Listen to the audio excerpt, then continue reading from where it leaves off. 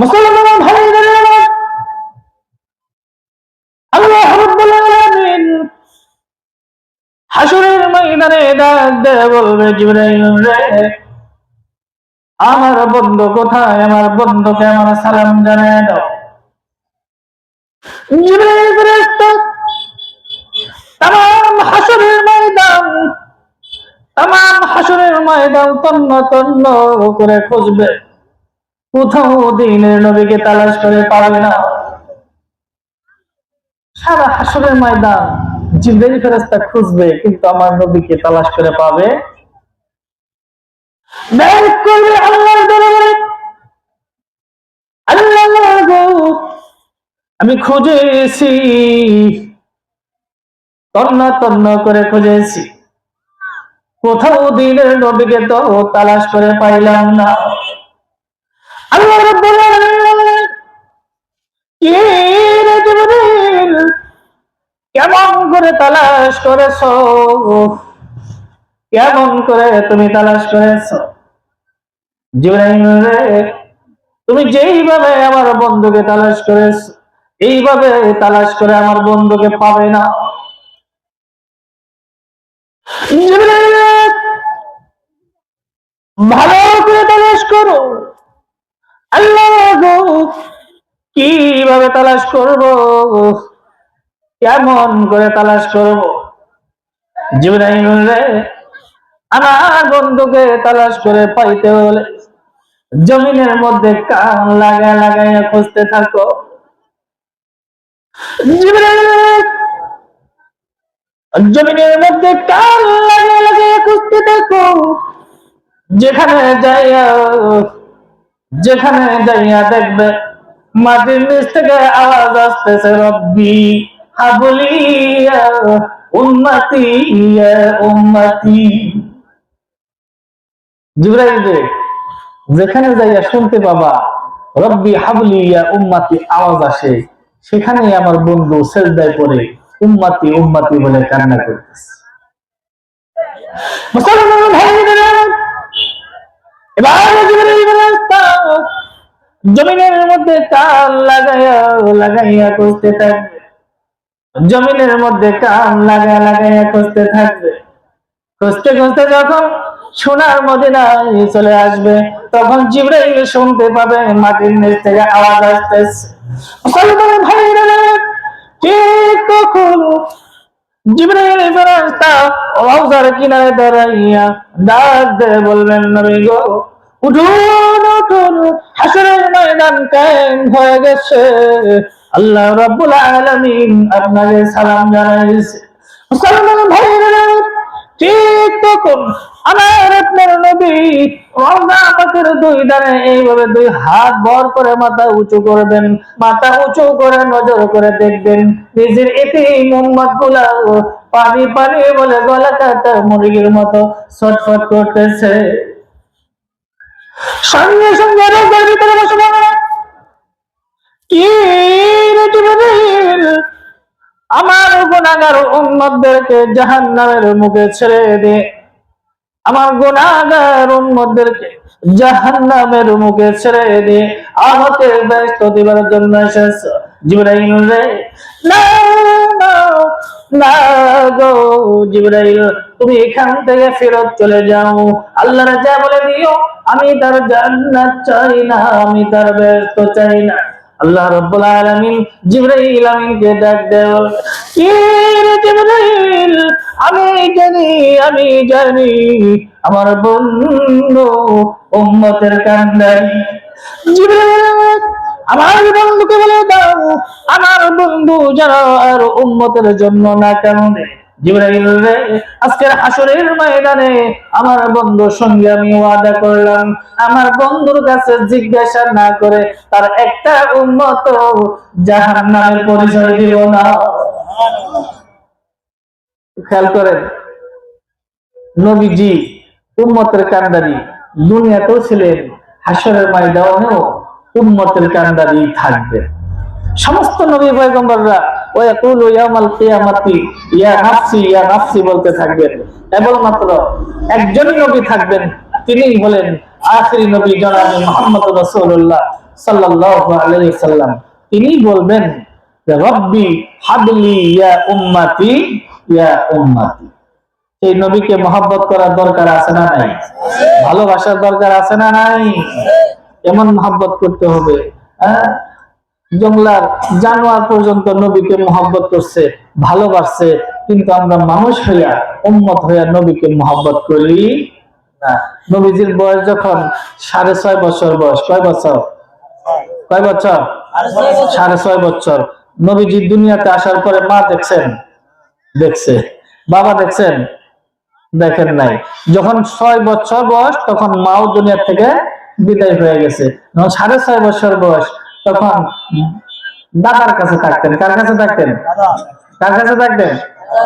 নবীর দাদার নাম জানা আছে? দাদার নাম আব্দুল মুত্তালিব। আমাদের নবীজির দাদার নাম কি? আব্দুল, জোরে কয় না, আব্দুল মুত্তালিব। তার নবীজি এই তো অল্প সময় আর 5-7 মিনিট কথা বলবো, 10 মিনিটের মতো। তো আমার নবীজি একদিন বিকেল বেলা মাঠের মধ্যে বসে আছে, খেলাধুলায় অংশগ্রহণ করেন না, কিন্তু অন্যান্য ছেলে মেয়েরা খেলাধুলা করতেছে। সন্ধ্যার আগে আগে যার যার বাবা, যার যার মা এসে যার যার সন্তানদেরকে কুলে করে করে বাড়ির দিকে নিয়ে যায়, কিন্তু আমার নবীকে তো নেওয়ার মতো কেউ নাই, কারণ মাও নাই, বাবাও নাই। তো হঠাৎ করে আমার নবীজির একটু চিন্তা চলে আসলো, আরে আজকে যদি আমার মা থাকতো, আজকে যদি আমার বাবা থাকতো, তাইলে আমাকেও নিতে আসতো। মার কথা বাবার কথা মনে পড়ে গেছে, পাহাড়ের এক গুহার ভিতরে ঢুকে গেছে, মার কথা বাবার কথা বলে বলে কান্না করতেছে। এইদিকে দাদা চিন্তা করতেছে, আমার নাতি মোহাম্মদ আমিন অন্যান্য দিনে একা একাই বাড়িতে চলে আসে, আজকে কেন আমার নাতি বাড়িতে আসতেছে না? চিন্তা ভাবনার বিষয় না? চতুর্দিকে লোক পাঠিয়ে দিয়েছে নাতিকে খোঁজার জন্য, দেখো তো আমার নাতি মোহাম্মদ আমিন কোথায় গেল? কেউ তালাশ করে পাইতেছে না, কারণ আমার নবী তো গুহার ভিতরে ঢুকে গেছে। আরেকদিকে আবু জাহেলের নাম শুনছেন তো? এই বেঈমান আবু জাহেল আমার নবীকে অনেক কষ্ট দিছে। এই আবু জাহেল একটা উট লইয়া সারাদিন ঘুরছে শিকার করার জন্য, কোন শিকার পায় না। সন্ধ্যাবেলা পাহাড়ের কেনাস বসে বসে বাড়ির দিকে রওনা করছে। হঠাৎ করে আবু জাহেল তাকায় দেখে মোহাম্মদ আমিন গুহার ভিতরে বসে বসে মা মা বলে কান্না করতেছে।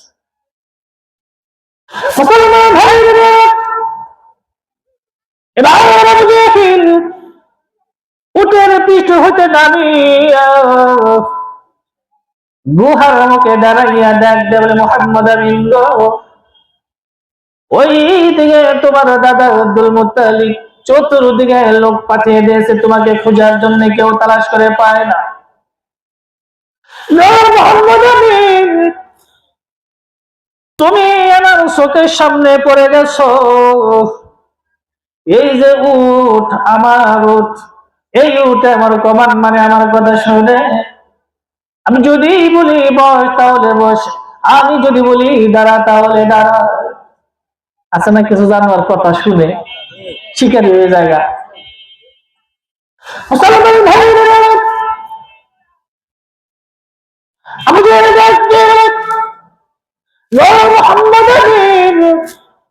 আসো, বের হয়ে আসো। ওই দিকে তোমার দাদা আব্দুল মুত্তালিব চিন্তা করতেছে, এই উটের পিঠে চড়াইয়া আমি তোমাকে তোমার দাদার কাছে পৌঁছায় দিব।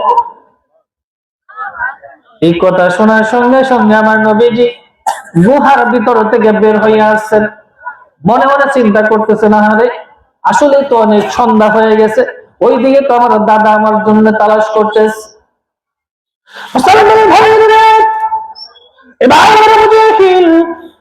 উটের পিঠে চড়িয়া উটের লাগাম ধরেছে। আবু জাহেল ডাক দেয় বলে, মোহাম্মদ আমিন গো, তুমি আমার পিছনে বসো, তুমি আমার পিছনে বসো, আর আমাকে ভালো করে ধরে রাখো, আমাকে ভালো করে ধরে রাখো, কারণ উট যদি হঠাৎ করে বসার থেকে দাঁড়িয়ে যায়, তুমি পিছন দিক থেকে কথা কর নাকে। হ্যাঁ, এই তো বুঝতেছেন, কিছু কথা তো নিজেকেও করতে হয়, কি কর।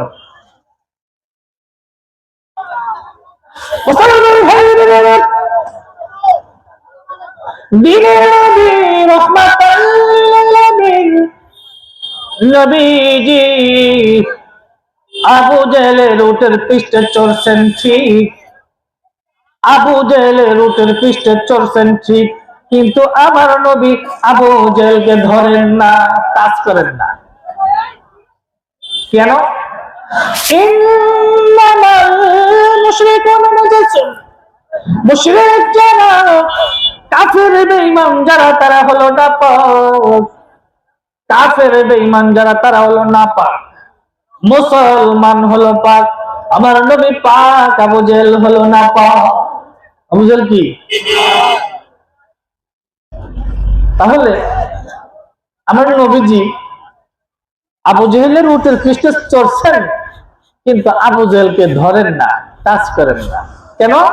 ওই যে আবু জেহেল নাপাক, না ধরার কারণে আবু জেহেল মনে মনে চিন্তা করতেছে, আমার উটের পৃষ্ঠে চড়াইয়া, আমার দিকে তাকান, আবু জেহেল মনে মনে চিন্তা করতেছে, আমার উটের পৃষ্ঠে চড়াইয়া তার দাদার কাছে আমি পৌঁছে দিব, এটা তো আমি তার জন্য উপকার করতেছি।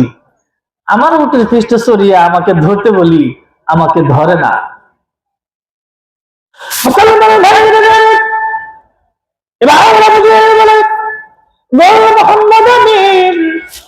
আমাকে ধরো, আমাকে শক্ত করে ধরো।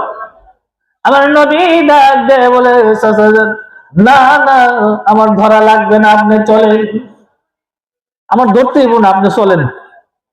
আবু জেহেল মনে মনে চিন্তা করে, এত বললাম আমাকে ধরার জন্য, আমাকে ধরে না, আমার উঠে পৃষ্ঠে চড়াইছি, এটাই তো তার কপাল বলো, আবার আমাকে ধরতে বলি ধরে না। যাজ্ঞা, আমাকে যখন ধরেই না, আবু জেহেলের মনে একটু শয়তানি একটা ভাব চলে আসলো। আবু জেহেল মনে মনে চিন্তা করতেছে, আজকে মোহাম্মদ আমিনকে একটা শাস্তি দিয়ে দিই। কি দিয়ে দিব? বাইরে তো কথা কয় কে? এই কথা না বলি, আমিন কর, আরো জোরে কোন আমিন। আমি তো এলাকার মানুষ, আপনাদের পরিচিত মানুষ, এই জন্য বেশি একটা ভালো নাও লাগতে পারে, কারণ দূরের থেকে আসলে তাইলে বেশি ভালো পায় মানুষ। হ্যাঁ, আপনাদের এখান থেকে সে চলে যাব মির্জাপুর প্রোগ্রাম, মির্জাপুর প্রোগ্রামে চলে যাব। সকলের কাছে দোয়া চাই, আমিন। মুসলমান ভাইরা, দিনের নবী রাহমাতাল লিল আলামিন নবীজি যখন আবু জেহেলের উটের পিঠে চড়ছেন, কিন্তু আবু জেহেলকে ধরেন না। আবু জেহেলের ভিতরে একটু রাগ হয়ে গেছে। আবু জেহেল মনে মনে চিন্তা করে, আজকে মোহাম্মদ আমিন একটু শাস্তি দিয়া দিব। নাউজুবিল্লাহ বলে, কি শাস্তি, কেমনে শাস্তি দিব? আবু জেহেল মনে মনে চিন্তা করতেছে, উট তো আমার কমান মানে, আমার কথা শুনে, মনে আছে না? আবু জেহেল মনে মনে চিন্তা করতেছে, উট তো আমার কথা শুনে, অন্যান্য দিন আমি উটকে আস্তে আস্তে কমান করি, আজকে একটু ঝেড়কি মারবো, একটু ঝাড়ি মারবো, উট হঠাৎ করে বসার থেকে উঠার দৌড় শুরু করবো। এদিক দিয়ে মোহাম্মদ আমিন পিছন দিক থেকে, খেয়াল করছেন? এটা আবু জেহেল মনে মনে চিন্তা করতেছে। এইবার বলতেছে, উঠবে চাল, উঠবে চাল। উট অন্য দিন একবার বলার সাথে সাথেই উট দাঁড়ায় দৌড় শুরু করে। আজকে উট লড়ে না, টাকা নিলামে না। উঠবে চাল, ও চলে না, চলে না। তুমি বললা উট তোমার কমান মানে, তোমার কথা শুনে আমি দেখতে পাচ্ছি উট তো তোমার কমান মানে না। তুমি কইলে উঠে তোমার কথা শুনে, আমি দেখতেছি উঠতে তোমার কথা শুনে। আমার নবী যখন এই কথা বলছেন, আবু জেহেলের আরো রাগ উঠে গেছে। একটা কথা আছে না, যে গায়ের মধ্যে আবার লবণ ছিটিয়ে দিছে, এমনি কথা শুনে না। আবার আমার নবী কয় যে তুমি কইলে কথা শুনে, এখন দিয়ে কথাই শুনে না। উঠলে চাও, ও চলে না, চলে না। এবার আবু জেহেল রাগ হয়েছে, গুসা হয়েছে, এমন রাগ উঠছে, চামড়া গোড়া বাইর করিয়া উটের মাথার মধ্যে আঘাতের পরে আঘাত শুরু করে দিয়েছে।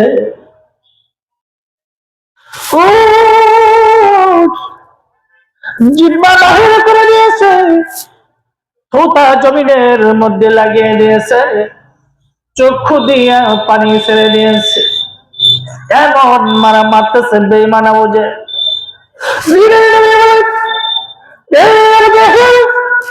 না না, মাইরো না, মাইরো না। একটা জঙ্গলার জানোয়ার তোমারও কমান মানে না, তোমারও কথা শোনে না, সেই জন্য একটা জঙ্গলার জানোয়ারকে এইভাবে আঘাত দেওয়া উচিত নয়। আমার নবীর বয়সটা তখন কত ছিল? 6.5 বছর। কি জ্ঞানের অধিকারী ছিলেন। না না, মাইরো না। একটা জঙ্গলার জানোয়ারও তোমার কমান মানে না, তোমার কথা শোনে না, সেই জন্য একটা জঙ্গলার জানোয়ারকে এইভাবে আঘাত করিও না। তুমি একটু নামো, তুমি একটু নামো, আমি বইলে দেখি ওর দাঁড়াই। কিতাবের মধ্যে আছে এইবার বেঈমান আবু জেহেল উটের লাগাম ছেড়ে একটু দূরে দাঁড়াইছে। এই মুহূর্তে আমার নবী রাহমাতাল লিল আলামিন উটের লাগাম ধরার সঙ্গে সঙ্গে উটটি দাঁড়িয়ে গেছে।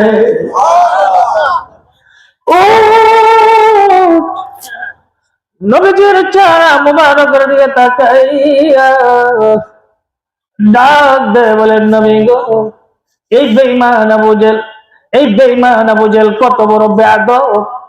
এই বেঈমান আবু জেহেল আপনাকে পিছনে বসাইছে, আবু জেহেল সামনে বসে আপনাকে পিছনে বসাইছে গো নবীজি। কি গুণে এই বেঈমান আবু জেহেল আমাকে পিটাইতে পিটাইতে আমাকে দুনিয়ার থেকে বিদায় করে দিত, আমি মরে যাইতাম, দাঁড়াইতাম না ততক্ষণ পর্যন্ত যতক্ষণ পর্যন্ত আপনাকে সামনে না বসাইতো।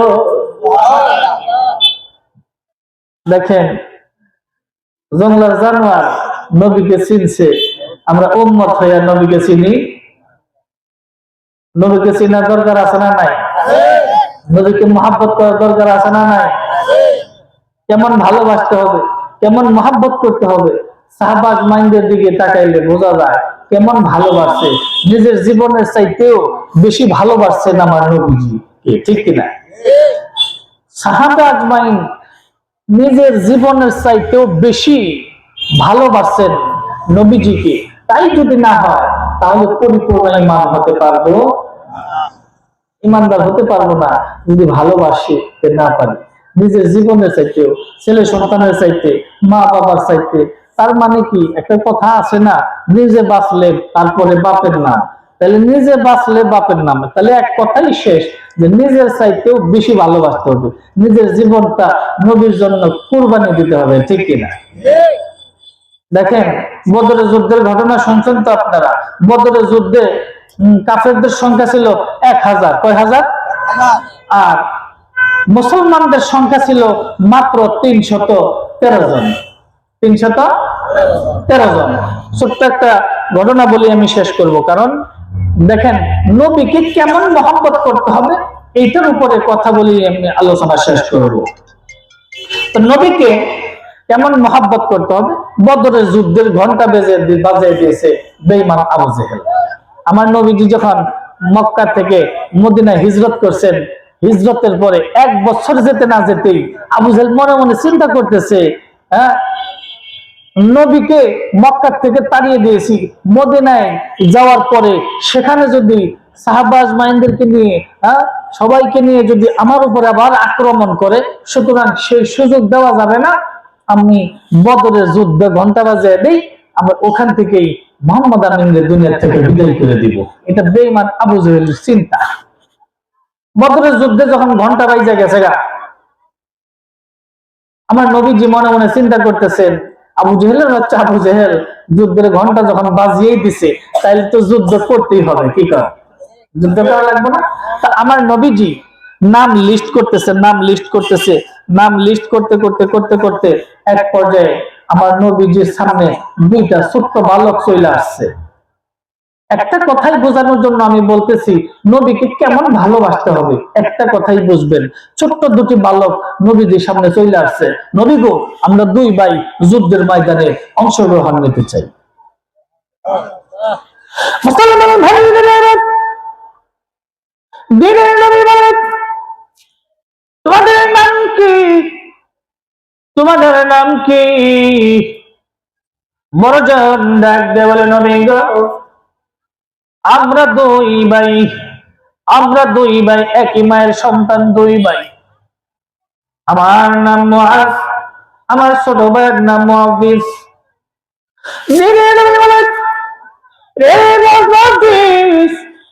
তোমরা দুই ভাই, দুই ভাই তো ছোট্ট মানুষ, যুদ্ধের ময়দানে যাওয়া যাবে না। এই কথা বলার সঙ্গে সঙ্গে দুই ভাই জমিনের মধ্যে হাউমাউ করে গড়ায় গড়ায় কাঁদে। কি আছে তোমাদের? কি জন্যে, কি জন্যে তোমরা এমন করে কান্না শুরু করছো? বড় ভাই ডাক দেয় বলে, নবী গো, আজ থেকে 1 বছর আগে আপনি মক্কা নগর থেকে মদিনায় চলে আসছে। সেই দিন, সেই দিন আমরা জিজ্ঞাসা করেছিলাম, নবী গো, মক্কা নগরের সব চাইতে চির দুশমনকে? আপনি বলেছেন মক্কা নগরের সব চাইতে চির দুশমন হলো বেঈমান আবু জেহেল।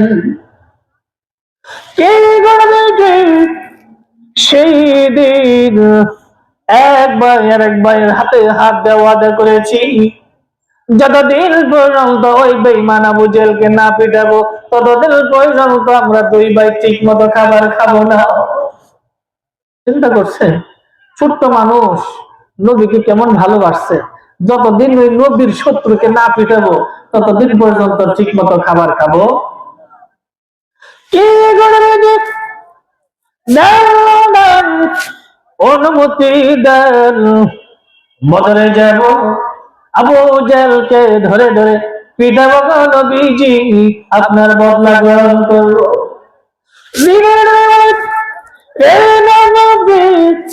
তোমরা দুই ভাই, দুই ভাইয়ের মধ্যে বড় জনকে পারমিশন দিয়ে দিলাম, ছোট তোমাকে পারমিশন দেওয়া হলো না। একই মায়ের সন্তান একসাথে আসছে, বড় ভাই পারমিশন পাইছে, বড় ভাই খুশি, ছোট ভাই পারমিশন পায় নাই, ছোট ভাই কি বেজা। এবার ছোট ভাই হাউমাউ করে কান্না শুরু করেছে। দিনের নবী ডাক দেবলে, কি হয়েছে তোমার? ছোট ভাই ডাক দেবলে, নবী গো, বাড়ির থেকে আসলাম একসাথে যুদ্ধের ময়দানে যাওয়ার জন্য। নবী গো, তুমি মাফ করবেন, আমি কি একটু জানতে পারি কি জন্য আমার বড় ভাইকে দিলেন, আমাকে দিলেন না? আছে না একটু জানার বিষয়? আমার ভাইকে দিছেন, আমাকে দিলেন না। দিলে সব দুইজনকে দিবেন, না দিলে একজনও।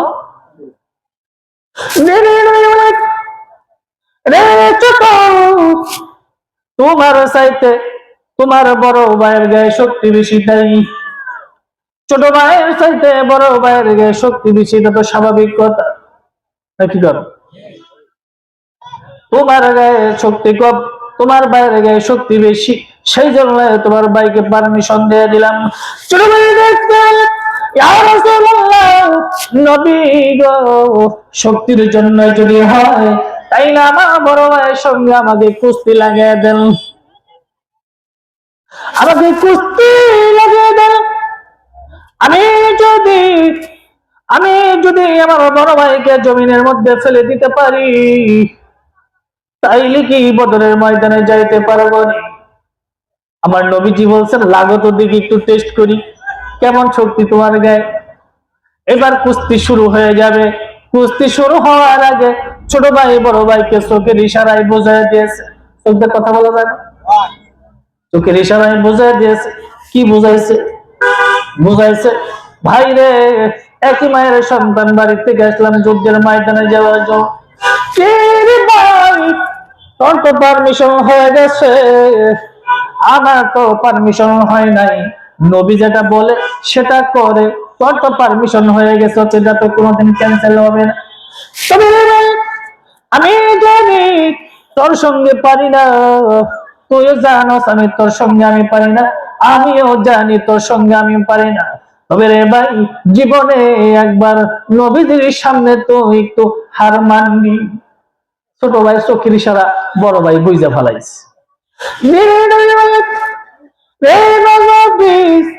কুস্তি শুরু করে দাও।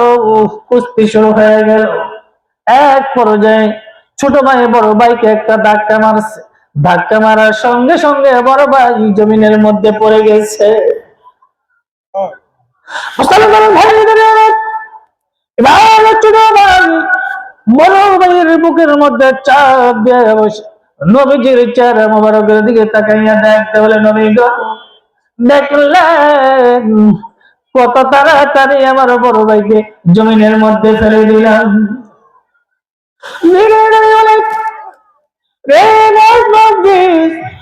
যা যা, তোদের দুই ভাইকে বদরের ময়দানে যাওয়ার জন্য পারমিশন দিয়ে দিলাম। দেখেন, একটা কথাই বোঝানোর জন্য চেষ্টা করছি যে নবীকে মহাব্বত করার জন্য এরা ছোট্ট মানুষ কত কৌশল অবলম্বন করছে, ঠিক কিনা? নবীকে মহাব্বত করার দরকার আছে না নাই? আল্লাহ তাআলা আমাদের প্রত্যেককে কবুল করুক। সকলে বলো না আমিন, আর জোরে বলে না আমিন।